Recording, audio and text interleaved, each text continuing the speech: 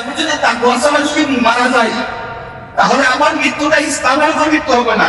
আর আল্লাহ তাকে স্পষ্ট নিষেধ করছে, ইয়া আইয়ুহাল্লাযীনা আমানু তাকুল্লাহা হাক্কা তুকাতিহি ওয়া লা তামুতুন্না ইল্লা ওয়া আনতুম মুসলিমুন।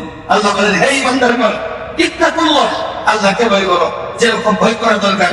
ওয়া লা তামুতুন্না, তোমরা মৃত্যুবরণ করিও না, ওয়া আনতুম মুসলিমুন, মুসলমান হওয়া ছাড়া। কত কথা তর্জমা বলছে, তারপরে মুসলমানদের কথা বলছে। তাহলে একজন ব্যক্তি যদি তাকওয়া ছাড়া মারা যায়, তাহলে সে মুসলমান অবস্থায় মারা গেছে নাকি মুসলিম অবস্থায় মারা গেছে বলা যাবে না। সে তো দেখে দেখে আল্লাহ বলছে মৃত্যুবরণ করিও না। আচ্ছা, মৃত্যুটা তো আমার হাতে নেই। আপনি মৃত্যুটাকে আমার হাতে, আমি যখন চাই তখন মৃত্যু হবে। মৃত্যুটা তো কোনো নির্ধারিত কোনো সময় নেই যে আমার ইচ্ছা হয়েছে আমি অমুকদিন মৃত্যুবরণ করবো, আমার ইচ্ছা হয়েছে আমি তো অমুক বছর মৃত্যুবরণ করবো। আল্লাহ বলতেছে মৃত্যুবরণ করিও না। তো মৃত্যুবরণ কখন করবো সেটা আমি জানি না। হয়তো কিছুক্ষণ পরে তো মৃত্যুবরণ করতে পারি।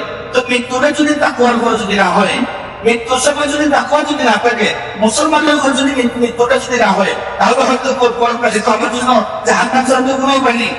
সেজন্য মৃত্যুবরণ করতে হবে মুসলমান অবস্থায়। যদি মুসলমান অবস্থায় যদি মৃত্যুবরণ যদি করতে পারি, তাহলে পরকালের সব নিয়ামত, কবরের সব নিয়ামত আমি ভোগ করতে পারবো। আর যদি মুসলমান অবস্থায় যদি মৃত্যুবরণ যদি করতে না পারি, তাহলে কবর আমার জন্য জাহান্নামের গর্ত, পরকালে আমার জন্য আরো কঠিন কঠিন শাস্তি অপেক্ষা করতেছে। সেজন্য কোরআনে আমি একটা কামড় রাখবো, ওরা কামড় না, এটা ভয়ঙ্কর মুসলিম। আমি আগামীকালকে মুত্তাকি হবো, তারপর দিন মুত্তাকি হবো, পরশু মুত্তাকি হবো, আগামী বছর মুত্তাকি হবো, কখন মুত্তাকি হবো? আল্লাহ তো মুসলমান হওয়া ছাড়া মুত্তাকি হওয়া ছাড়া মৃত্যুবরণ করতে নিষেধ করছে। আমি আজকেও মারা যেতে পারি। আজকে যদি আমি মুত্তাকি না হই, তাহলে আজকে যদি আমি যদি মারা যাই, তাহলে আমার মৃত্যুটা কিভাবে হবে? সেজন্য এই বিষয়টা যদি আপনি দুনিয়াতে আমাদেরকে করতে, আমি আপনাদের সামনে খুব গুরুত্বপূর্ণ একটি আয়াত তেলাওয়াত করেছি। এই আয়াতের তরজমা বলে আমি শেষ করে দিচ্ছি। দেখেন, আজকে আমরা এখনো পরিবর্তন হইতেছি না। গত বছর বলা হয়েছে নিশা টাকার কথা, অনেক ব্যক্তি 1 বছর অতিবাহিত হয়ে গেছে। আপনি 10 জন ব্যক্তি তালাশ করে পাবেন না, সে যে বলতে পারবে 1 বছরে আমার নামাজ গুলা কথা হয়েছে, এই সমস্যা হয়েছে, এতগুলো গুণা করছে, এই বলছে, এরকম হিসাব দিতে পারবেন না। 10 জন ব্যক্তি আপনি তালাশ করে পাবেন। অথচ আমার সেটা যদি বলছে আপনার মাথার উপর থেকে যাই, তাহলে এটার জন্য পরকালে আপনাকে শাস্তির সম্মুখীন হতে হবে না। আমি আপনাদেরকে, আমরা তো সবাই অনেকেই তো টাচমল ইউজ করি। বর্তমানে এমন সময় যে অনেকে বাদ দিতে চাইলেও বাংলার উপর একটা অনেক কাজ কারবার সেখানের সাথে সম্পর্কিত হয়ে গেছে। তো করেন ভালো কথা, এখানে অনেক ভালো ভালো দিক আছে।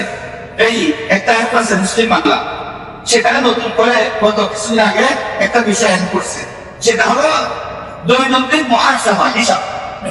আপনি এটা ধরে দেখবেন, সেখানে আপনাকে অনেক কিছু জিজ্ঞাসা করবে। আজকে আপনি ফজর নামাজ পড়ছেন, যদি বলেন হ্যাঁ দিবেন, না পড়লে না দিবেন।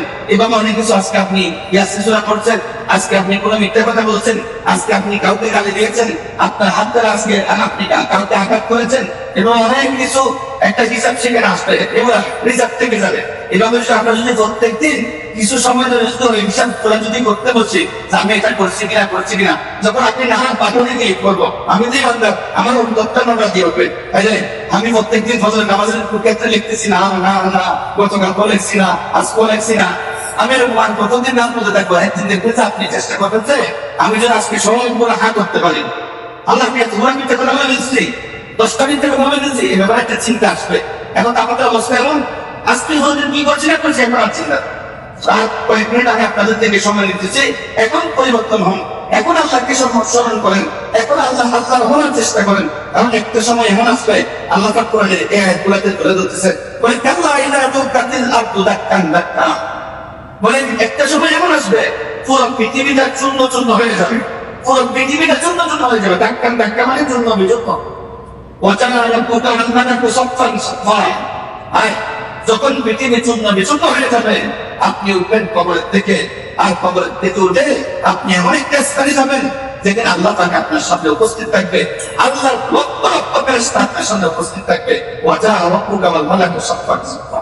আর সেদিন আপনি দেখবেন, আজকে যে জাহান্নামের কথা শোনার পরেও নিজেকে পরিবর্তন করতে পারে নাই, সে জাহান্নামকে সেদিন দেখবো, ওয়াজিহা ইয়াউমাইযিন বিজাহান্নাম, বলে সেদিন আল্লাহর সামনে, আপনার সামনে, আমার সামনে, সবার সামনে ওই জাহান্নামকে নিয়ে আসা হবে, ওয়াজিহা নিয়ে আসা হবে। এই জাহান্নামকে দেখার সাথে সাথে এতদিন আল্লাহকে স্মরণ করে নাই, আল্লাহকে নামাজের মাধ্যমে স্মরণ করার কথা বলা হয়েছে, রোজার মাধ্যমে আল্লাহকে স্মরণ করার কথা বলা হয়েছে, কোন মাধ্যমে আমি আল্লাহকে স্মরণ করে নেই, সেদিন আমি ঠিকই আল্লাহকে স্মরণ করবো। আল্লাহ পাক বলেন ওয়াসিআ ইয়াওমাইযিন বিজাহান্নাম ইয়াওমাইযিন ইয়াতাযাক্কারুল ইনসান, বলে সেদিন ঠিকই সমস্ত মানুষ আল্লাহকে স্মরণ করবে, আল্লাহ আল্লাহ বলতে থাকবে, বলো আন্না লাহু যিকরা, সেই স্মরণ সেদিন কোনো কাজে আসবে না। সেই স্মরণে আল্লাহ পাকে আরশের ছায়া পাওয়া যাবে না, সেই স্মরণে হাউজে কাউসারের পানি পাওয়া যাবে না। সেদিন এক প্রতিবার স্মরণ করলেও আপনার কোনো কাজে আসবে না। আর এখন যদি একবার আল্লাহ ডাকেন, তখন আপনার পাক 100 বার আপনার ডাকে সেটা সাড়া দিবে। এখন যদি একবার যদি আপনার দিকে কি আছেন, আল্লাহ পাক আপনার দিকে 2 হাত এগিয়ে আসবে, বলে তখন সে আল্লাহ আল্লাহ বলতেছে, অথচ আল্লাহ পাক তার জন্য কোনো আরামের ব্যবস্থা করতেছে না, সূর্যের গরম তার সহ্য করতে হচ্ছে। তখন সে আফসোস করে বলবে, কি আফসোস করে বলবে? আল্লাহ কোরআনে বলেছেন ইয়াকুলুল ইনসান, বলে সেদিন ইনসান বলবে ইয়া লাইতানি অত্যাত্তু লিহায়াতি, আফসোস আমি যদি আমার ভবিষ্যৎ জিন্দেগির জন্য, পরকালের জিন্দেগির জন্য কিছু পাতেও যদি আজকে পাঠাইতাম, আমি আল্লাহ পাকের আরশের ছায়া নিচে থাকতে পারতাম, আমিও নবীর হাত থেকে হাউজে কাউসারের পানি পান করতে পারতাম। এরপর আল্লাহ পাক বলেন ফায়ুআযিবুহু আযাবাহু আহাদ, বলে সেদিন আল্লাহ পাক এমন শাস্তি দিবে যেরকম শাস্তি কেউ কল্পনা করতে পারবে না।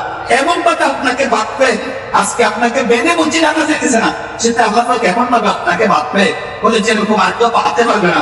এরপরে লম্বায়া যারা জান্নাতি, আল্লাহ পাক তাদের জন্য সেই কঠিন পরিস্থিতিতে আলাদা আলাদা আল্লাহ পাক নাজেল নিয়ামতের ব্যবস্থা করবে। এক পর্যায়ে বলবে, বান্দা দুনিয়াতে আমি বান্দা করার জন্য অনেক কষ্ট করেছো, আসো আজকে আমার বান্দার মধ্যে তুমি অন্তর্ভুক্ত হয়ে যাবে। সেজন্য সেই কথাটা বলতে চাচ্ছি, আজকে 1 তারিখ, মহরম মাসের 1 তারিখ, ওদিন যেটা চলে গেছে।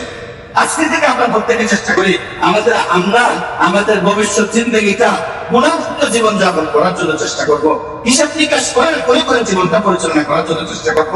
আজকে থেকে আলাদা করি যে শুধু জুমার নামাজ কেন পড়বো, আল্লাহ পাক তো শুধু আমাকে জুমার নামাজ রাখেন না, আল্লাহ তো আমাকে ফজর নামাজও রাখেন, জোহরের নামাজও রাখেন। আমি যেন প্রত্যেকদিন আল্লাহ তাকে সাড়া দিতে পারি, পরকালে যেন আমাকে ওই কথাটা বলতে না পারে, মা অত্যাত্তু লিহায়াতি, এই কথাটা যেন আমাকে বলতে না হয়। সেদিনের জন্য, সেদিন পানি পান করার জন্য, সেদিন একটু ছায়া পাওয়ার জন্য, দুনিয়াতে তো 2 টাকা করছে, 3 টাকা করছে, 2-3টা বিল্ডিং করছে, অনেক করছে, আর তো লাগবে না। সেদিনের জন্য একটু আশ্রয়ের ঠিকানা ঠিক করি, এবং কথাটা যেন আমাকে বলতে না হয়, মা অত্যাত্তু লিহায়াতি। আমরা সবাই প্রতিজ্ঞা করি যে নতুন একটা বছর আসছে, আর ওই হিসাবে নতুন একটা বছর আমরা আল্লাহর কথা ঠিকভাবে মেনে চলবো, তাকে অবলম্বন করবো, 5 ওয়াক্ত নামাজ ঠিকভাবে পড়বো, নিজের জীবনের মধ্যে আরো বেশি ইসলামের হাদতে, দ্বীনের হাদতে নিজের জীবনকে আবদ্ধ করার জন্য চেষ্টা করবো। যে কথাগুলো বলেছি, আল্লাহ পাক আমাদেরকে সবাইকে এই কথাগুলো আমল করার সুযোগ দান করা।